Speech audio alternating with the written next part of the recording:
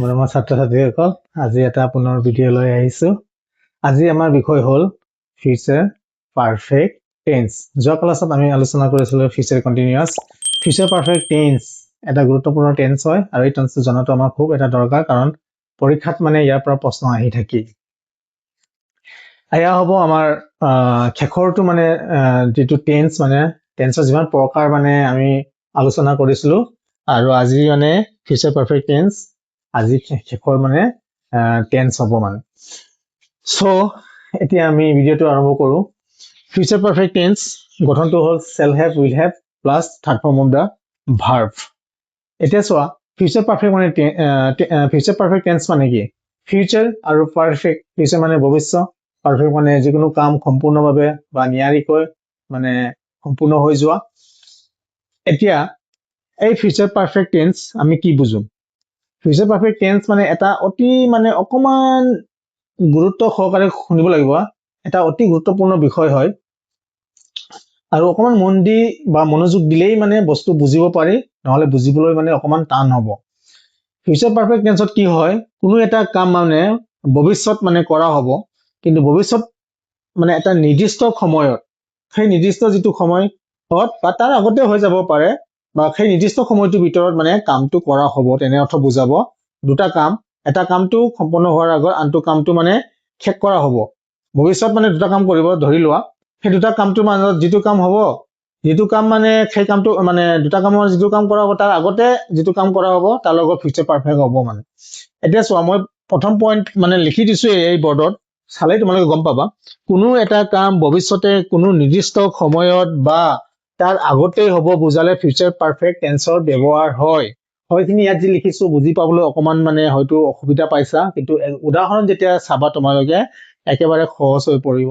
উদাহৰণত চোৱা, I shall have gone there before you come, আৰু দ্বিতীয়তে আছে they will have finished the work before you read। প্ৰথম উদাহৰণটো চোৱা, I shall have gone there, মোৰ তালৈ যোৱা হ'ব, before you come, আপুনি বা তুমি অহাৰ আগত। এতিয়া চোৱা, কেতিয়াবা ব্ৰেকেটটো হয়তো ইয়াতে দিব পাৰে বা হয়তো ইয়াতে দিব পাৰে, ব্ৰেকেটৰ লৈ কথা। ইয়াতে যদি ব্ৰেকেট ইয়াত দিয়ে এনেকে আহিব বাক্যটো, I go there before you come, আৰু যদি কামত যদি ব্ৰেকেট দিবলগীয়া হয় তেতিয়া হ'ব I shall have gone there before you come। ঠিক তেনেকে ইয়াতেও মানে ফিনিশত মানে ব্ৰেকেটটো দিব পাৰে, আৰু নহয়বা এই ৰিচত মানে ব্ৰেকেটটো দিব পাৰে। যদি ৰিচত দিয়ে তেতিয়াহ'লে এনেকে আহিব, they will have finished the work before you reach। অন্যথা যদি ইয়াতে ফিনিশত দিয়ে এনেকে আহিব, they finish the work before you reach। তেতিয়াহ'লে they will have finished the work before you reach, answer তেনেকে আহিব। এতিয়া চোৱা বাৰু, I shall have gone there before you come, তুমি বা আপুনি অহাৰ আগত, মানে আপুনি কৰবাত যাব বা অহাৰ আগতেই মই কামটো বা মই তালৈ যোৱা হ'ব। I shall have gone there, মই তালৈ যোৱা হ'ব আপুনি অহাৰ আগত। তাৰপাছত ইয়াতে কি হৈছে, they will have finished the work before you reach, আপুনি গৈ পোৱাৰ আগত তেওঁলোকে কামটো মানে শেষ কৰি মানে ল'ব, মানে শেষ কৰি দিব, মানে they will have finished the work, কামটো শেষ কৰা হ'ব, মানে তেওঁলোকে কামটো শেষ কৰা হ'ব আপুনি গৈ পোৱাৰ আগত। তাৰপিছত আপুনি আহি মানে অহাৰ আগতে মানে মোৰ যোৱা হ'ব। কথাটো বুজি পাইছেনে? তাৰমানে দুটা কাম, তাৰে মানে যিটো কৰা হ'ব বা যোৱা হ'ব, যিয়ে নহওক দুটা কামটো মানে যিখিনি আগত কৰা হ'ব তাৰ লগত মানে ফিউচাৰ পাৰফেক্ট, আনটো প্ৰেজেন্ট ইনডিফিনিট হৈ থাকে। আৰু সহজ কৰি তোলো তোমালোকক, ইয়াত এটা ট্ৰিক্স আছে, এটা অতি সহজ। আৰু এইবিলাক সেন্টেন্সত মানে প্ৰায় মানে আমি বিফৰ নহলে আফটাৰে থাকক বা বিফৰে নাথাকক, যিয়ে নাথাকক, দুটা বাক্য মানে হ'বই। আৰু দুটা বাক্যৰ ভিতৰত যদি এটা প্ৰেজেন্ট ইনডিফিনিট হয়, আমি ধৰিব পাৰিব লাগিব, টেন্সটো ভালকে জানিব লাগিব। সেইকাৰণে প্ৰেজেন্ট ইনডিফিনিট, চোৱা ইউ কাম, এইটো এটা প্ৰেজেন্ট ইনডিফিনিট হয়।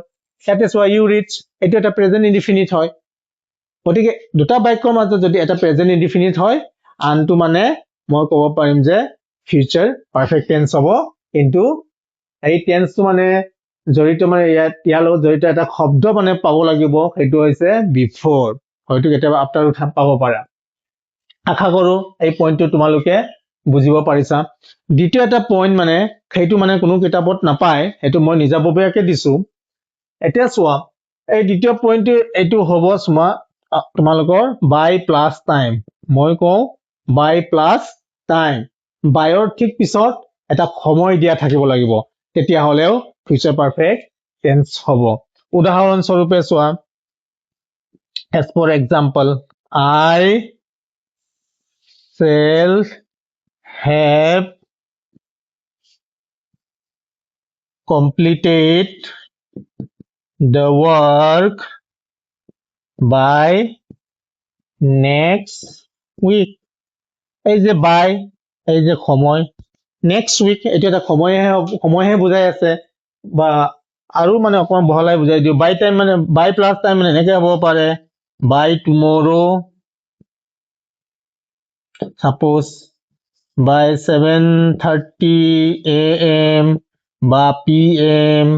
বা by next week হ'ব পাৰে month হ'ব পাৰে বা year হ'ব পাৰে বা এনেকৈ হ'ব পাৰে by this time tomorrow